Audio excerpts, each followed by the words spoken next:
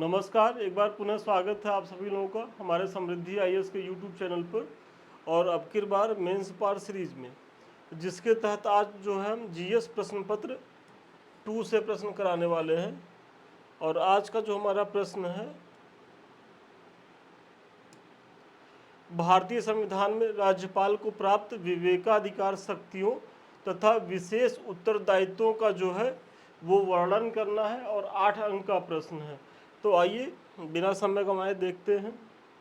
चूँकि 8 अंक का प्रश्न है तो बहुत ज़्यादा तो भूमिका लिखने का स्कोप आपके पास है नहीं, तो एक संक्षेप में भूमिका बताइए कि भारतीय संविधान के अनुच्छेद 154 के तहत राज्य को संवैधानिक प्रमुख तथा राज्य की कार्यपालिका का प्रधान जो होता है वो राज्यपाल होता है। राज्य का प्रमुख होने के नाते राज्य के सभी कार्य जो होते हैं वो राज्यपाल के नाम से किए जाते हैं। तो ये आपके भूमिका का पार्ट हो गया। और कुछ अनुच्छेद देखिए आपको याद कर लेने हैं, और वही जो आप लोगों ने पीटी में पढ़ा होगा बस उसका एक समुचित तरीके से प्रयोग करने की ज़रूरत होती है। क्योंकि अगर आप अपने मुख्य परीक्षा के एग्ज़ाम में ये मान के चलिए कि अगर हम फैक्ट का प्रयोग नहीं कर रहे हैं, बहुत ज़्यादा तर्क तथ्य नहीं दे रहे हैं, तब भी समस्या है। क्योंकि तब आपका उत्तर जो है वो कहानी की तरह लगने लगेगा, और कहानी लिखने से जो है वो अंक नहीं मिलेगा। तो इसीलिए अगर आप कह रहे हैं कि भाई संवैधानिक प्रमुख है तो 21 अनुच्छेद में है, ये आपको पता ही है, पीटी में आपने खूब पढ़ा ही है, और उसी फैक्ट का थोड़ा सा उपयोग करिए। और जब इसको बार बार देखिए, आप लोग की एक समस्या होगी कि सर ये याद नहीं रहता है, तो ठीक है, वो सबके साथ ही समस्या रहती है। लेकिन जब एक बार, दो बार, तीन बार आप चीज़ों को रिवीजन कर लेंगे तो ये फिर भूलेगा नहीं, ये याद भी रहेगा। तो बस रिवीजन करते रहिए, चीज़ें याद आएंगी। राज्यपाल अनुच्छेद 159 के तहत भारतीय संविधान की रक्षा, प्रतिरक्षा और संरक्षा करने के साथ साथ राज्य की जनता के कल्याण और विधि एवं व्यवस्था लागू करने की जो है वो शपथ लेता है। सामान्य कार्यों के अतिरिक्त राज्यपाल को संविधान द्वारा कुछ विवेकाधिकार शक्तियाँ और कुछ विशेष उत्तरदायित्व भी जो है वो प्रदत्त किए गए हैं। देखिए, जो राज्यपाल का शपथ होता है उसी में उसके कर्तव्य, वो क्या कर्तव्यों का निर्वहन करेगा वो मेंशन होता है। लेकिन इसके अतिरिक्त कुछ उसे विवेकाधीन और विशेष उत्तरदायित्व मिले हुए हैं, और उसी की हम आगे चर्चा करने जा रहे हैं, और वही आपके प्रश्न का की पॉइंट है। चलिए, सबसे पहला है कि राज्यपाल को संविधान के अनुच्छेद 163 के तहत विवेकाधीन शक्तियां जो हैं वो प्रदान की गई हैं। और अब आपको ये लग रहा होगा सर ये तो बहुत ज़्यादा आर्टिकल हो रहा है, तो ठीक है, एक आध जगह आप मेंशन कर दीजिए। उसके बाद अगर चीज़ें नहीं याद आ रही हैं तो घबराने की ज़रूरत नहीं है, लेकिन हाँ, एक आध जगह, एक दो जगह ज़रूर ये चीज़ें मेंशन होनी चाहिए। तो अगर विवेकाधीन शक्तियों की बात की जाए तो आर्टिकल 163 के तहत ये गवर्नर को प्राप्त है, और जिसके तहत गवर्नर संसदीय लोकतंत्र की प्रकृति से संबंधित मामलों पर बिना मंत्री परिषद के सलाह और सहायता के स्वविवेक से कार्य कर सकता है। मतलब ये विवेकाधीन शक्तियाँ जो मिली हुई हैं यहाँ उसे किसी वैसे तो जनरली वो मंत्री परिषद की सलाह से ही जो है अपने कर्तव्यों का निर्वहन करता है। और वो क्या करता है, बेसिकली जो एक्टिंग हेड होता है वो तो सीएम होता है स्टेट में, या उसकी मंत्री परिषद होती है। लेकिन नाम चूंकि इसके होता है और ये सलाह से करता है राज्यपाल या केंद्र में प्रेसिडेंट। लेकिन अगर विवेकाधीन शक्तियों की बात की जाए तो उसके तहत मुख्यमंत्री की नियुक्ति, किसी राजनीतिक दल को बहुमत साबित करने के लिए आमंत्रित करना, मंत्रिमंडल को अपदस्थ करना, राज्यों में राष्ट्रपति शासन की सिफारिश करना, और अनुच्छेद 200 के अंतर्गत राष्ट्रपति के विचार के लिए विधेयक जो है वो आरक्षित करना संबंधी विवेकाधीन शक्तियां जो है वो राज्यपाल में निहित हैं। और राज्यपाल कब बहुत ज़्यादा जो है स्टेट में ताकतवर भूमिका में होता है, सबसे पहले तो त्रिशंकु विधानसभा की स्थिति में, कि सपोज करिए कि आप उत्तर प्रदेश का ही उदाहरण लीजिए कि अगर वहाँ सपा, बसपा, भाजपा तीन बड़े राजनीतिक प्लेयर हैं और किसी को पूर्ण बहुमत बनाने का जो है वो जनादेश नहीं मिला है, तो ऐसी स्थिति में कायदे से तो ये होना चाहिए कि जो सबसे ज़्यादा जिसके एमएलए हों उसको राज्यपाल जो है इनवाइट करे और कहे कि ठीक है आप जो है अपना जो है बहुमत सिद्ध करिए। लेकिन कभी कभी राज्यपाल यहाँ ऐसा भी करता है कि जो सबसे बड़ी पार्टी का जो हेड होता है उसको न इनवाइट करके जो सेकेंड लार्जेस्ट पार्टी होती है उसको इनवाइट कर लेता है, और ये उसके पूरी तरीके से विवेक पर निर्भर है और इसको किसी प्रकार की चुनौती नहीं दी जा सकती। और इसके पीछे वो तर्क देते हैं कि मुझे ये आशंका है कि आपके पास मेजॉरिटी साबित करने की व्यवस्था नहीं है, और वहीं जो दूसरी पार्टी है उसके पास भले कम एमएलए हैं, लेकिन चूंकि राज्यपाल उस पर विश्वास जताता है तो एक अवसर तो संबंधित पार्टी के हेड को मिल ही जाता है। वो अलग बात है कि बाद में वो बहुमत साबित कर पाते हैं कि नहीं कर पाते हैं, और चूंकि अगर गवर्नर बुला लेता है बहुमत साबित करने के लिए तो वो मुख्यमंत्री की शपथ, और अगर कहीं शपथ दिलवा दिया तो समझ लीजिए कि बहुत संभावना रहती है कि फिर वो बहुमत भी साबित कर लें, क्योंकि जैसे ही शपथ लेता है उसके पास शक्तियाँ आ जाती हैं, उस पार्टी के लीडर के पास वो मुख्यमंत्री हो जाता है, और जब मुख्यमंत्री हो जाता है तो बहुत सी चीज़ों का लाभ, लोभ प्रलोभन की चीज़ों को दे करके वो एमएलए को तोड़ सकता है। तो ऐसी स्थिति में त्रिशंकु विधानसभा की स्थिति में जो होता है वो गवर्नर बहुत महत्वपूर्ण भूमिका में हो जाता है। इसी तरीके से गवर्नर की बहुत ज़्यादा भूमिका वहाँ भी दिखती है कि जब केंद्र स्तर पर एक पार्टी की सरकार है और राज्य में दूसरे पार्टी की सरकार है, और वर्तमान में आप देख रहे होंगे कि जितने गवर्नर बहुत ज़्यादा एक्टिव होंगे वहाँ की जो सरकार होगी वो भाजपा से समर्थित सरकार नहीं होगी। आप उदाहरण ले लीजिए, दिल्ली में जो यहाँ के लेफ्टिनेंट गवर्नर थे वीके सक्सेना जी, केजरीवाल के लिए काफ़ी मतलब उनकी चीज़ों को टाल मटोल करते रहते थे, या गवर्नर और मुख्यमंत्री में संबंध बहुत ख़राब थे, और कायदे से देखा जाए तो लेफ्टिनेंट गवर्नर यहाँ एक पैरेलल सरकार चला रहे थे, और इसमें सुप्रीम कोर्ट तक को हस्तक्षेप कई बार करना पड़ा। इसी तरीके से दूसरा महत्वपूर्ण उदाहरण आप देखेंगे तो साउथ में इस समय तमिलनाडु की सरकार में देखिए कि वहाँ डीएमके का शासन है, और जो वहाँ के RN रवि जो वहाँ के वर्तमान गवर्नर है उनकी भी जो कार्य प्रणाली है कुछ इसी तरीके से है। अगर आप एक और उदाहरण देखें तो बंगाल में देख सकते हैं कि जो अभी CB आनंद बोस जो वहाँ के गवर्नर हैं उनकी भी जो ममता दीदी की सरकार है उनसे ठनी रहती है, और वर्तमान जो उपराष्ट्रपति हैं जब जगदीप धनखड़ जी जब ये भी वहाँ थे तो कुछ इसी तरीके से संबंध थे।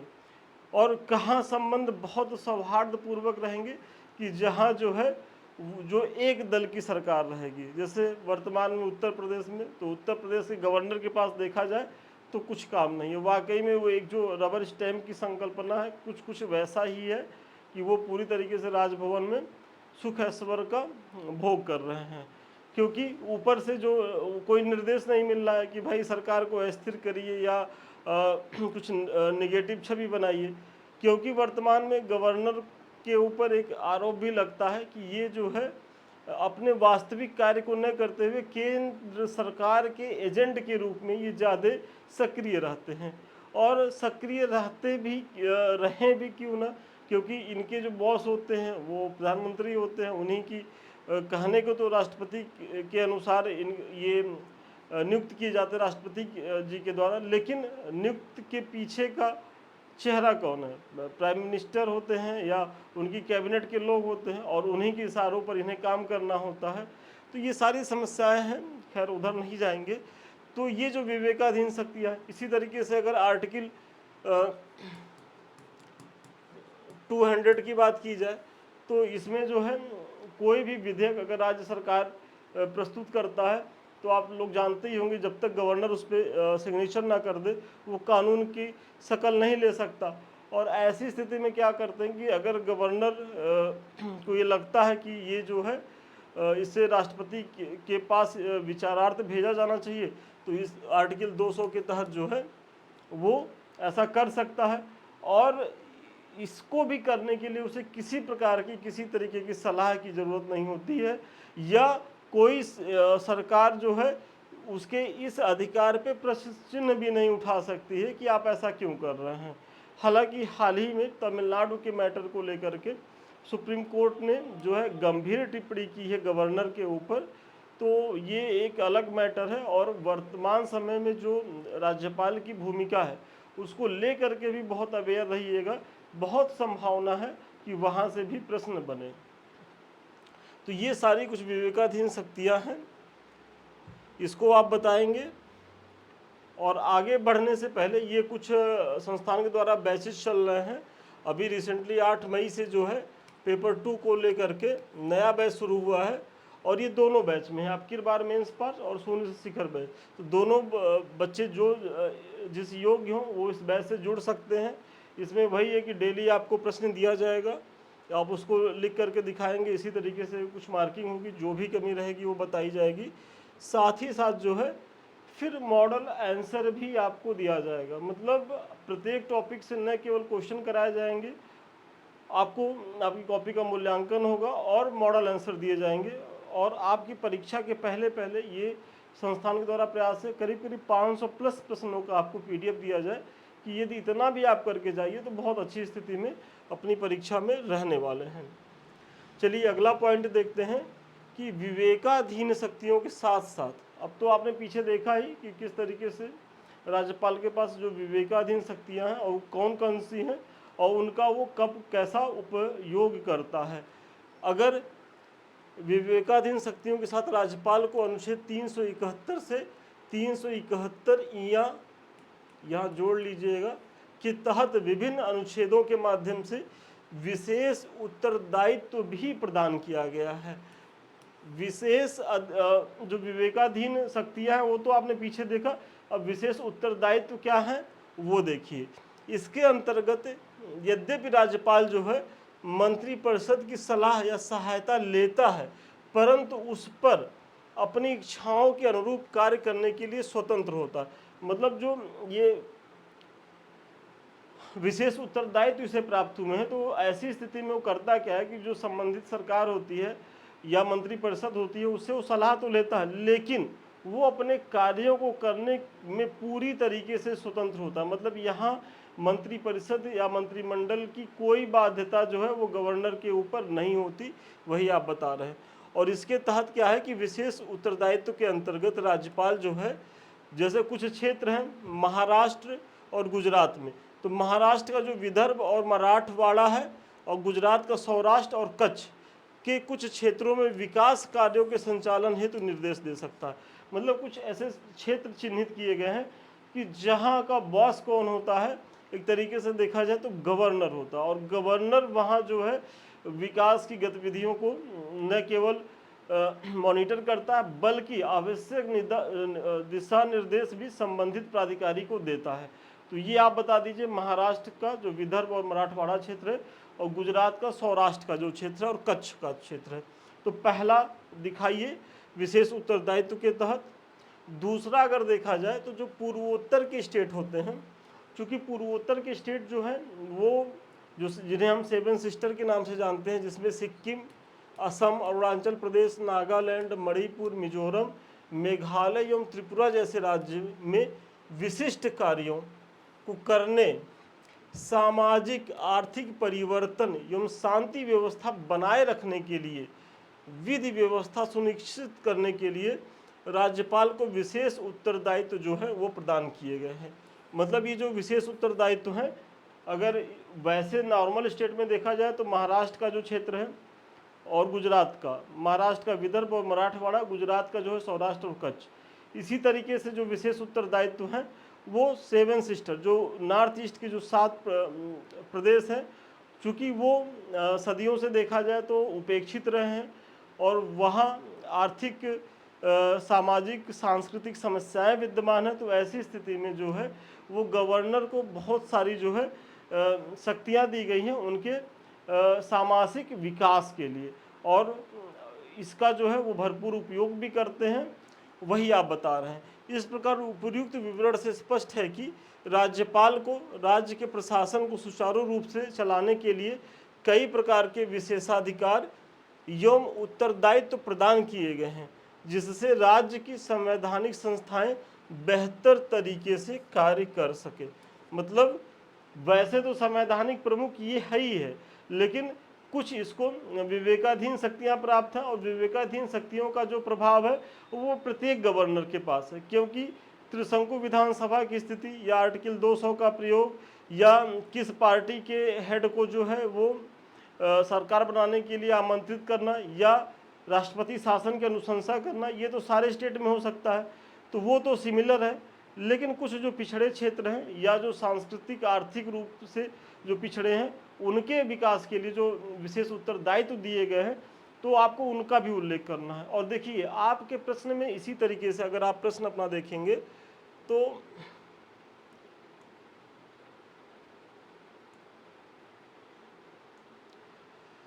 राज्यपाल को विवेकाधिकार शक्ति तथा विशेष उत्तरदायित्व, देखिए 2 पॉइंट है। अगर जनरली बच्चा क्या करेगा, 8 अंक में है, देखेगा विवेकाधीन जो शक्तियां हैं उसी पे लिख के चलाएगा, और विशेष उत्तरदायित्व का जो व्यवस्था है राज्यपाल के पास, जो गुजरात और महाराष्ट्र साथ में साथ नॉर्थ ईस्ट के राज्यों के लिए, वो छोड़ के चलाएगा। तो आपको ये गलती नहीं करनी है, इसीलिए प्रश्न को बहुत ध्यान से पढ़ना होगा।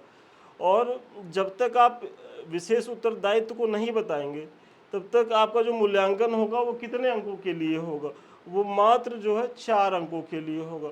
और 4 अंक में अगर कितनों भी आप अच्छा लिख लेंगे तो 2 नंबर 2.5 नंबर से ज़्यादा नहीं पाएंगे। अगर आपको 4.5 नंबर तक जाना है तो आपको दोनों डायमेंशंस को कवर करना है। और इसीलिए मैं बार बार कह रहा हूँ कि जब भी आप मुख्य परीक्षा में जाइएगा तो बहुत ध्यान से प्रश्न पढ़िएगा और थोड़ा रुक के पढ़िएगा, जाने दीजिए 1 मिनट तक लग जा रहा है, 50 सेकेंड 1 मिनट तक यदि लग भी जा रहा है पढ़ने में तो लगने दीजिए। क्योंकि अगर आप प्रश्न को ध्यान से पढ़ के आंसर राइटिंग करेंगे तो आपके बिखरने का चांस कम रहेगा, और जब आप बिखरेंगे नहीं, टू द पॉइंट बने रहेंगे, तो आपकी उत्तर की जो है वो गुणवत्ता मेंटेन रहेगी। ये कुछ हमारे लिंक्स हैं। सबसे पहला तो ये टेलीग्राम है हमारा समृद्धि IAS का, इससे आप लोग इसलिए जुड़िए क्योंकि कोई भी सूचना या हमसे जुड़े रहने का 24 घंटे का ये माध्यम है टेलीग्राम। दूसरा ये हमारे यूट्यूब चैनल है, एक तो जिससे अभी हम आप रूबरू हो रहे हैं, दूसरा संदीप मिश्रा ऑफिशियल। तो इन दोनों चैनलों को यदि अभी तक आपने सब्सक्राइब नहीं किया हो तो इसे सब्सक्राइब करें, लाइक करें, शेयर करें। ये आप ही के चैनल है और इसे आप ही के माध्यम से आगे बढ़ाना है। साथ ही साथ अगर हमारे किसी बैच से जुड़ना चाहते हैं या हमसे बात करना चाहते हैं तो 7303307507 पे आप जो है संपर्क कर सकते हैं। तो चलिए आज के लिए इतना ही, पुनः मिलते हैं नए वीडियो में नए क्लास के साथ। तब तक के लिए धन्यवाद, शुभकामनाएं आपको।